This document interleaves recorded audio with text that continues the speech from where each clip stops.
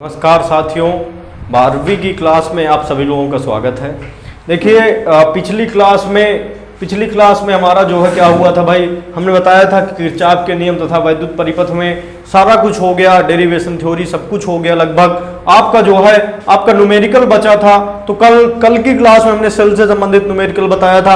आज व्हीटस्टोन सेतु से संबंधित न्यूमेरिकल कराएंगे भाई। ये महत्वपूर्ण न्यूमेरिकल है, ये 2 सन में आया हुआ है, समझ रहे हैं ना। इससे संबंधित न्यूमेरिकल, इसको आप अच्छे से समझ रखेंगे, समझ रहे हैं ना।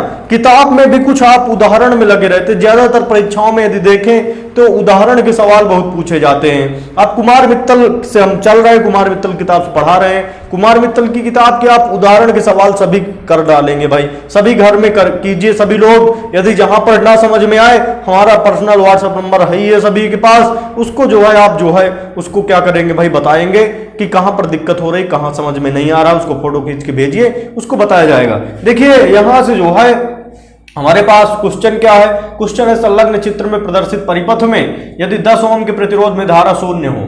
संलग्न चित्र में प्रदर्शित परिपथ में, ध्यान से समझिए क्वेश्चन क्या कह रहा है। संलग्न चित्र में प्रदर्शित परिपथ में यदि 10 ओम के प्रतिरोध में धारा शून्य हो, समझ रहे हैं ना। इसमें जो है 10 ओम कहीं दिख रहा है, ये जो है ये 10 ओम दिख रहा है, इसमें कोई धारा नहीं बह रही है, समझ रहे हैं ना। सपोज दैट माइनस से प्लस की ओर धारा सदैव चलती है। ये एक बैटरी दिख रही, बैटरी में ये विद्युत वाहक बल है, 5 वोल्ट दिया है, बैटरी का ये आंतरिक प्रतिरोध है। क्योंकि बैटरी में 2 चीजें होंगी, बैटरी में विद्युत वाहक बल होगा और बैटरी का आंतरिक प्रतिरोध होगा। क्योंकि बैटरी का भी कुछ ना कुछ क्या होता है, प्रतिरोध होता है, जिसे स्मॉल r से व्यक्त करते हैं। तो बैटरी का विद्युत वाहक बल 5 वोल्ट हो गया, बैटरी का आंतरिक प्रतिरोध 4 ओम हो गया, समझ रहे हैं ना। तो बैटरी में मान लीजिए माइनस से प्लस की ओर धारा सदैव चलती है। ये धारा आई चली, बैटरी से आई धारा चल रही है, ये आई धारा चली, इस मोड़ से जो है ये आई धारा इस मोड़ तक आई, ध्यान समझिएगा भाई। ये जो है ये आई धारा यहां से जो है यहां तक आई। अब इस मोड़ से ये धारा जो आई है, ये जो धारा आई है हमारी, समझ रहे हैं ना। ये धारा कितने भागों में, कुछ धारा इधर चली जाएगी, कुछ धारा इधर चली जाएगी, जाएगी कि नहीं जाएगी। ये आई धारा कुछ धारा इधर चली जाएगी, कुछ धारा इधर चली जाएगी। क्योंकि ये माइनस से प्लस की ओर मान लीजिए आई धारा चली, ये 2 भागों में यहां से क्या हो गई, बट गई। कुछ इधर चली गई, कुछ इधर चली गई। तो कुछ इधर चली गई, मान लीजिए इधर कौन सी चली गई, I1, और इधर की तरफ कौन सी धारा चली गई भाई, इधर की तरफ कौन सी धारा है, I2 चली गई। तो अब देखिए, अब यहां से I2 धारा, ध्यान समझिएगा, ये एक आपका व्हीटस्टोन सेतु का निर्माण कर रहा है। क्यों कर रहा है, यदि इसको P मान ले, इसको Q मान ले, इसको R मान लिया जाए, इसको S मान लिया जाए, तो इसमें जब व्हीटस्टोन सेतु पढ़े थे, जो भी यदि वीडियो देख रहे हैं व्हीटस्टोन सेतु पता नहीं है, तो आप पहले प्ले लिस्ट में जाइए और किरचॉफ के नियम वाले चैप्टर वाले सवाल उसमें देखिए, टॉपिक देखिए, व्हीटस्टोन मिल जाएगा आपको, उसको पहले क्लियर कीजिए। तो व्हीटस्टोन सेतु में यहां पर क्या था भाई, यहां पर अमीटर लगा था। अमीटर में जब व्हीटस्टोन सेतु संतुलित अवस्था में होता था, संतुलित अवस्था में उसमें बताया गया था कि प्रतिरोधों को इस प्रकार व्यवस्थित किया जाए कि धारा मापी में कोई धारा प्रवाहित ना हो, तो उस समय जो है सेतु क्या होगा, संतुलित अवस्था में कहा जाएगा। तो यहां से यदि इसमें यदि यहां से जो है मान लीजिए सपोज दैट ये आपका क्या लगा होता, अमीटर ही लगा होता, समझ रहे हैं ना।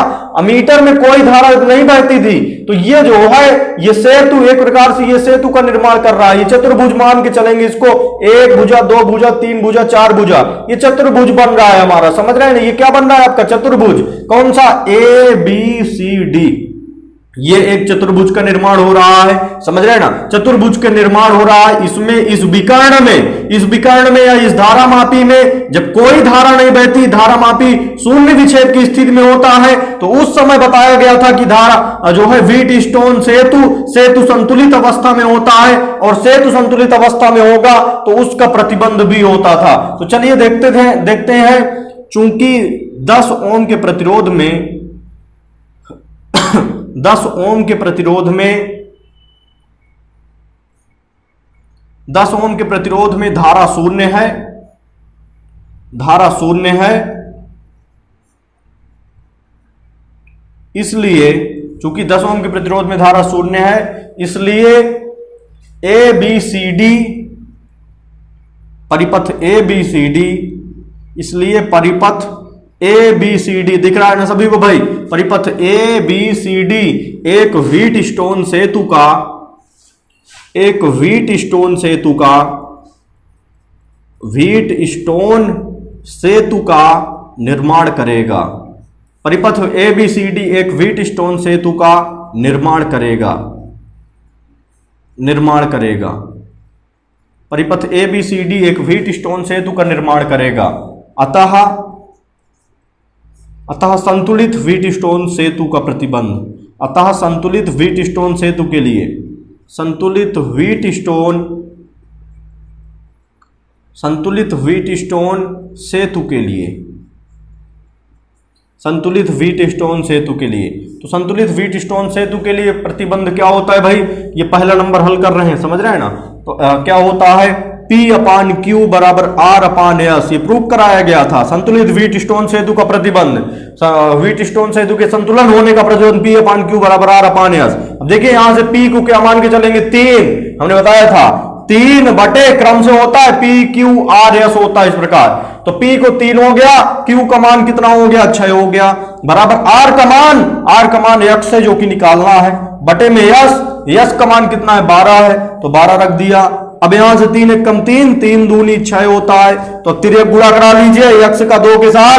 तो कितना हुआ आपका? x का 2 के साथ तो 2x बराबर यहां से 12 का 1 के साथ तो 12 हुआ, 2 1 कम 2 2 6 12, तो x का मान कितना हो गया? 6 ओम हो गया। x का मान 6 ओम। अब दूसरा नंबर लेके चलेंगे भाई। पहला आंसर आपका मिल गया, समझ रहे हैं ना। x का मान हमें मिल गया। दूसरा नंबर देखिए 4 ओम के प्रतिरोध में धारा। तो 4 ओम का प्रतिरोध कहीं दिख रहा है आपको? तो 4 ओम का प्रतिरोध ये है। तो 4 ओम के प्रतिरोध में धारा कौन सी है? आई धारा है 4 ओम के प्रतिरोध में। बिल्कुल बात समझ रहे हैं ना। 4 ओम के प्रतिरोध में कौन सी धारा? देखिए माइनस से प्लस की ओर धारा चलती, इस बैटरी से कितनी धारा निकल रही है? आई धारा। ये आई धारा 2 भागों में बट रही थी, इधर I1 चली गई, इधर I2। तो 4 ओम के प्रतिरोध में कौन सी धारा बह रही है? आई धारा। तो आई का मान निकालना है। तो आई का मान जब निकालना है तो हमें जो है सबसे पहले ओम का नियम क्या होता है? V बराबर IR। समझ रहे हैं ना। V बराबर क्या होता है? IR। तो V या वैद्युत वाहक बल V का मान 5 वोल्ट तो दिया है। बैटरी से प्रवाहित धारा I है, बैटरी का विभवांतर या वैद्युत वाहक बल 5 है, और इस जो है इस पूरे परिपथ का तुल्य प्रतिरोध R और निकाल ले तो धारा का मान निकल आएगा। बिल्कुल समझ लीजिएगा भाई। यहां से विभव दिया हुआ है, विभव दिया है 5 वोल्ट, और बैटरी से प्रवाहित धारा I का मान निकालना है। इस पूरे परिपथ का तुल्य प्रतिरोध R निकाल ले तो हमें धारा का मान मिल जाएगा। तो चलिए देखते हैं। चूंकि 10 ओम में कोई धारा नहीं बह रही है, ये जो I धारा है, ध्यान से देखिएगा, ये I धारा है, I1 धारा, ये जो है इधर की तरफ नहीं जा रही, चूंकि इधर की तरफ कोई धारा नहीं है। 10 ओम में पहले ही दिया है, 10 ओम में शून्य धारा है। इधर जब इधर शून्य हो गई तो पूरी ही पूरी धारा इधर मोड़ से होते हुए इधर चली गई, तो पूरी धारा I1 हो गई। यदि इधर शून्य ना होती, 10 ओम में कुछ ना कुछ धारा जाती, तो कुछ धारा इधर चली जाती, कुछ धारा इधर चली जाती। जब इसमें धारा 10 ओम के प्रतिरोध में धारा शून्य हो गई तो पूरी I1 धारा इधर की तरफ जाएगी, तो इधर की तरफ I1 धारा हो गई। समझ रहे हैं ना। तो ये I1 धारा हो गई, और अब इसमें भी शून्य है तो I2, ये I2 जा रही है। इसमें कौन सी धारा है? I2। तो I2 इधर नहीं जाएगी, क्योंकि इसमें धारा क्या है? इसमें शून्य धारा है, तो पूरी धारा इधर निकल जाएगी, तो ये I2 हो गई। देखिए इन दोनों में श्रेणी देखना है हमें। 3 ओम और 6 ओम में धारा का मान क्या है? समान है। हमने बताया था श्रेणी और समांतर कैसे देखते हैं भाई। यदि किन्हीं 2 प्रतिरोधों में धारा का मान समान हो तो वो श्रेणी क्रम में होते हैं, और किन्हीं 2 प्रतिरोधों में धारा का मान अलग अलग हो तो वो किसमें होते हैं? समांतर क्रम में होते हैं। तो 3 ओम में और 6 ओम में धारा का मान क्या है? I1 इसमें है और I1 इसमें है, ये दोनों समान है। तो यहां से लिखेंगे, चूंकि दूसरा नंबर अब हल करेंगे भाई, चूंकि 3 ओम और 6 ओम श्रेणी क्रम में है, श्रेणी क्रम में है, तो दोनों श्रेणी क्रम में है। तो देख लीजिएगा भाई, दोनों श्रेणी क्रम में है, इसलिए क्या होगा? R1 इज इक्वल टू हो जाएगा, दोनों जब श्रेणी में होते हैं भाई तो उनका दोनों का तुल्य प्रतिरोध सीधा जुड़ जाता है। क्योंकि जब कोई दो प्रतिरोध श्रेणी क्रम में होते हैं तो R बराबर क्या हो जाता है, R1 प्लस में क्या हो जाता है, R2। तो यहां से R1 का मान 3 है, R2 का मान कितना है, 6 है। तो जब कोई दो प्रतिरोध श्रेणी में होते तो सीधा जुड़ जाते हैं। 3 और 6 मिला के कितना हो जाएगा, 3 plus 6, R1 is equal to कितना आ गया, 9 ओम आ गया। अब यहां से और आगे देखिए, इन दोनों का तुल्य प्रतिरोध, इससे 10 ओम से कोई मतलब ना रखिए। 3 और 6 देखिए, 3 और 6 श्रेणी में था, 3 प्लस 6 कितना हो गया, 9 हो गया। अब यहां से 10 से कोई मतलब ना रखिए, समझ रहे हैं ना। यक्ष का मान कितना है, यक्ष का मान 6 है, यक्ष का मान कितना है, 6 है। तो यक्ष और 12 ये किस में होंगे, श्रेणी में होंगे। चूंकि दोनों में धारा का मान क्या है, समान है, धारा कहीं बट नहीं रही है। तो 6 और 12 किस में होंगे, श्रेणी में होंगे। तो चूंकि यक्ष हुआ 12 ओम श्रेणी में है, यक्ष हुआ 12 ओम किसमें है, श्रेणी में है। इसलिए R2 ये दोनों जो है किसमें होंगे भाई, श्रेणी में, तो सीधा जुड़ जाएंगे। यक्ष का मान कितना, यक्ष का मान 6 है और प्लस में क्या हो जाएगा 12। तो R2 इज इक्वल टू कितना हो गया, 12 6 18 ओम हो गया। अब देखिए इन दोनों को हल किया तो हमने क्या मिला भाई, R1, और इन दोनों को हल किया तो क्या मिला, R2।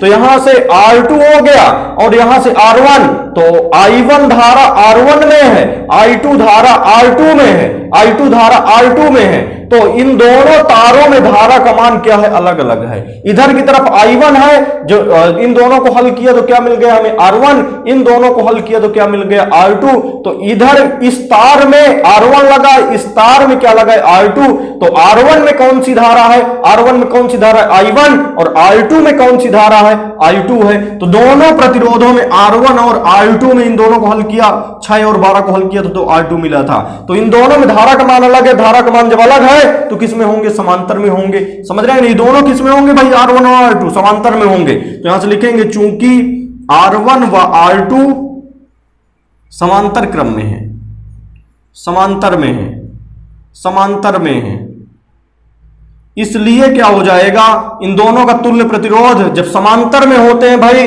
तो व्युत्क्रम के रूप में जुड़ते हैं। तो इन दोनों का तुल्य प्रतिरोध मान लीजिए 1/R3 व्युत्क्रम के रूप में हमने बताया है। तो ये 1/R3 बराबर 1/R1 और प्लस में 1/R2। तो अब वैल्यू रख दीजिए, 1/R3 is equal to 1/R1। R1 की वैल्यू कितनी है, 9 है। तो 1/9 प्लस में 1/R2, R2 की वैल्यू 1/18 हो गया। अब 9 और 18 के एलसीएम 18 हो गया। 9 दूनी 18, 2 1 कम 2 और प्लस 18 1 कम 18, 1 1 कम 1 हो गया। तो देखिए यहां से हमारे पास क्या होगा भाई, ये 1/R3 इज इक्वल टू चल रहा था, 1/R3 बराबर यहां से यदि देखें एलसीएम 9 और 18 के एलसीएम 18 हुआ था। तो 9 दूनी 18, 2 1 कम 2 और प्लस 18 1 कम 18, 1 1 कम 1 हुआ।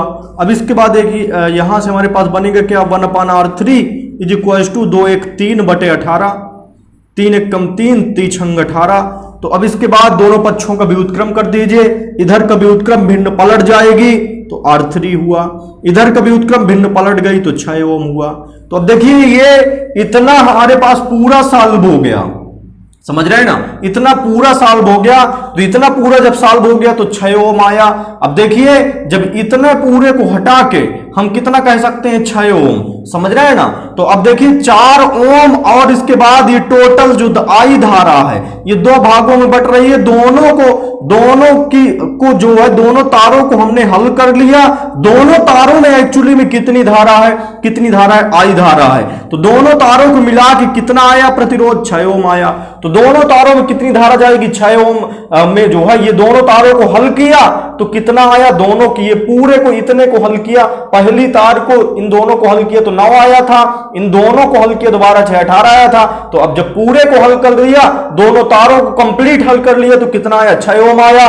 तो और दोनों तारों में मिला के कुल कितनी धारा जा रही है, I धारा जा रही है। तो I धारा 6 ओम में जाएगी और I धारा ही 4 ओम में गई है, समझ रहे हैं ना। तो जब दोनों प्रतिरोधों में 4 ओम में 6 ओम में धारा का मान ये जो है 4 ओम और 6 ओम जो दोनों को मिला के 6 ओम आया था, दोनों में धारा का मान समान है। तो दोनों किस में होंगे भाई, श्रेणी में होंगे। तो यहां से लिखेंगे क्या, यहां से लिखेंगे चूंकि R3 व 4 ओम किसमें है, श्रेणी में है, R3 व 4 ओम श्रेणी में है, इसलिए क्या बनेगा यहां से तुल्य प्रतिरोध टोटल।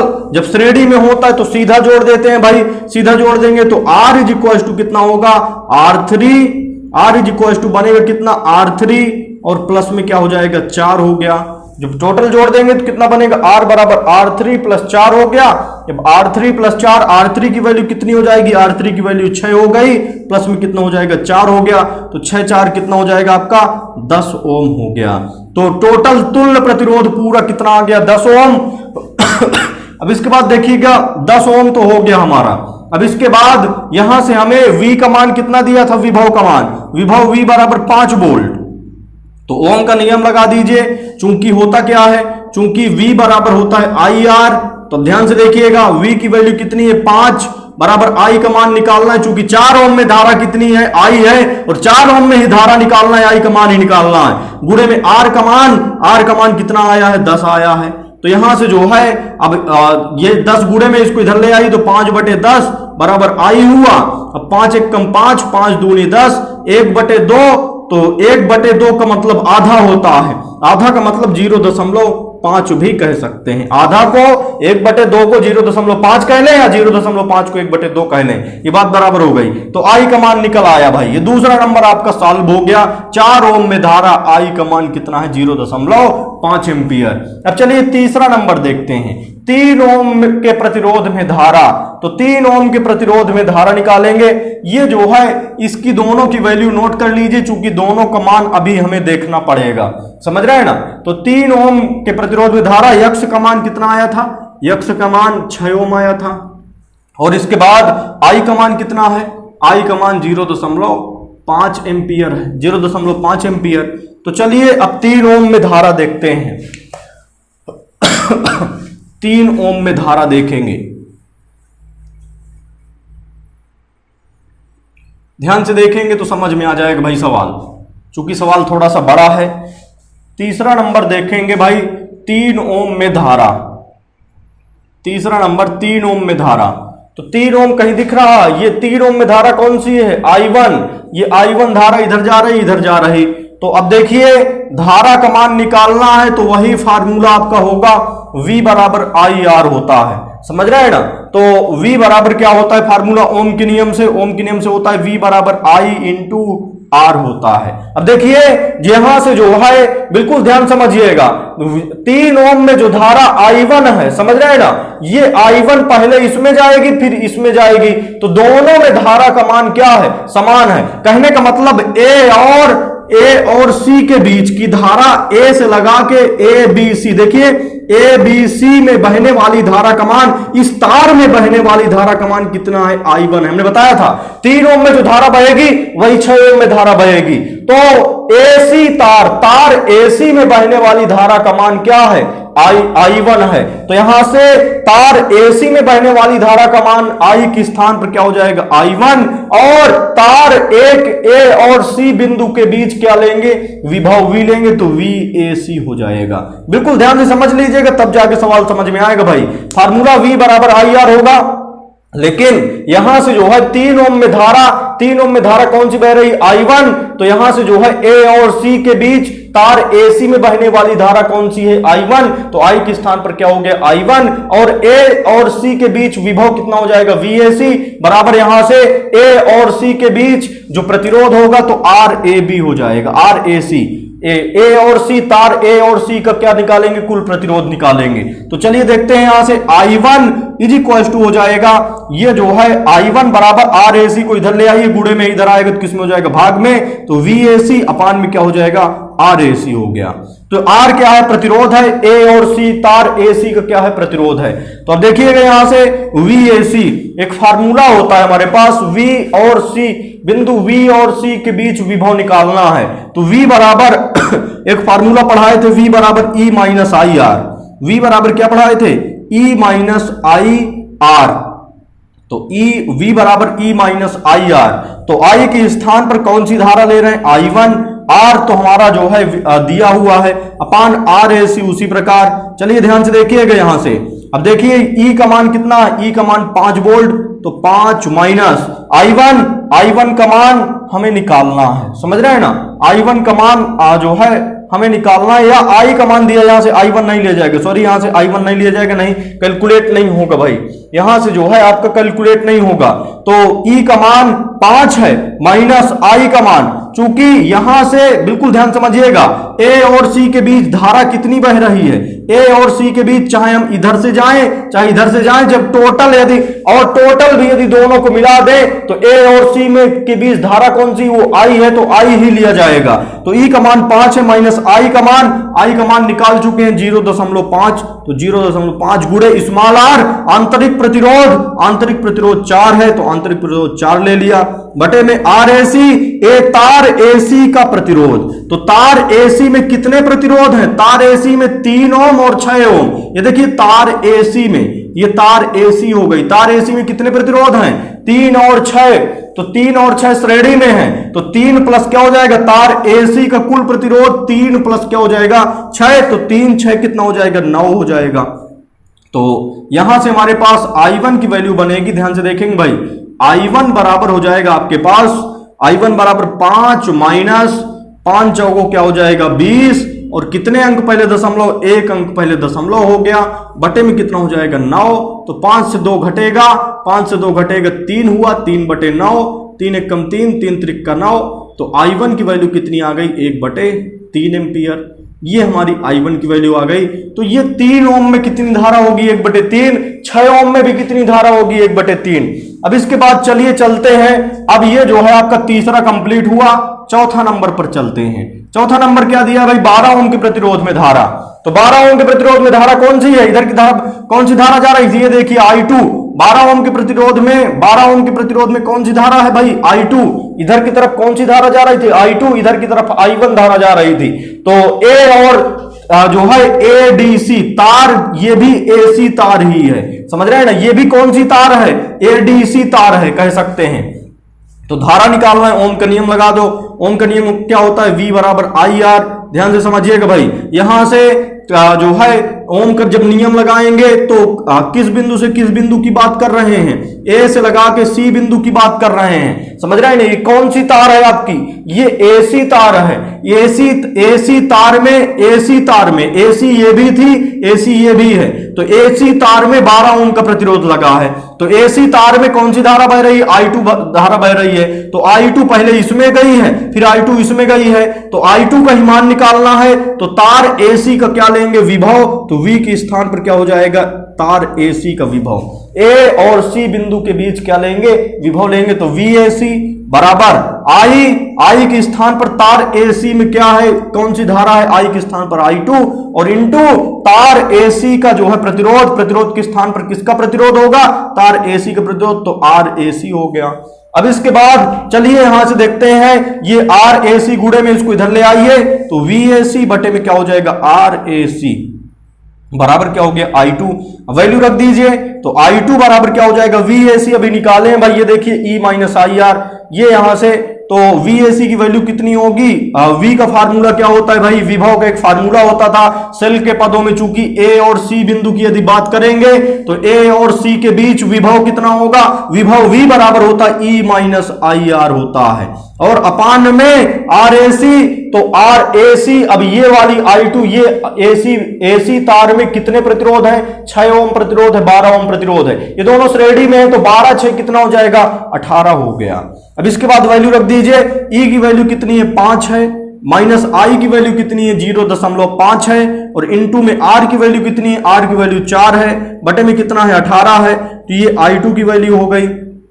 अब यहां से ध्यान से देखिएगा भाई, I2 बराबर हो जाएगा 5 माइनस 5 चौको क्या हो जाएगा, 5 चौको 20, और कितने अंक पहले दशमलव, 1 अंक पहले दशमलव, बटे में क्या हो जाएगा 18, तो 5 से 2 घट गया, कितना बचा 3, और बटे में क्या हो जाएगा 18, तो यहां से 3 एक कम 3, 3 छंग 18, तो I2 बराबर कितना हो गया, 1/18 6 एम्पियर। ये सारे क्वेश्चन आपके सॉल्व हो गए भाई। ये महत्वपूर्ण क्वेश्चन था। इस टाइप के सवाल आ सकते हैं आपके परीक्षा में, आया भी है। ये 2 सन में लगातार आया है, केवल जो है संख्याएं परिवर्तित की गई थी। तो आप इस सवाल को जो है अच्छे से पढ़ लेंगे और उदाहरण के सवाल जरूर लगाइए। एक किताब खरीद लीजिए, जिन लोगों के पास किताब नहीं है किताब खरीद लीजिए, क्योंकि थ्योरी डेरिवेशन तो हम सही तरीके से कराते चल रहे हैं। यदि न्यूमेरिकल पूरे न्यूमेरिकल कराएंगे तो एक चैप्टर में करीब 1 महीना 1.5 महीना का समय लगेगा भाई, समझ रहे हैं ना। फिर आपका सिलेबस बहुत ज्यादा अधूरा रह जाएगा। इसलिए थ्योरी डेरिवेशन सही से यदि आपका कंप्लीट है तो न्यूमेरिकल आप उदाहरण भी करते जाएंगे, उदाहरण न्यूमेरिकल करते जाएंगे और कुछ न्यूमेरिकल हम यहां बताते जाएंगे, तो आपका पूरा अच्छे तरीके से सिलेबस बढ़िया कंप्लीट हो जाएगा, समझ रहे हैं ना। तो यदि वीडियो भाई समझ में आ गया है तो नीचे कमेंट में लिख देंगे कि हाँ न्यूमेरिकल समझ में आ गया है, और यदि जो है किसी स्टेप पर समझ में नहीं आया है तो नीचे लिखेंगे कि समझ में नहीं आया है। इससे पता चलता है कितने लोग बढ़िया समझ रहे हैं, अच्छे से समझ रहे हैं। और यदि पसंद आया है तो नीचे लाइक करेंगे भाई वीडियो।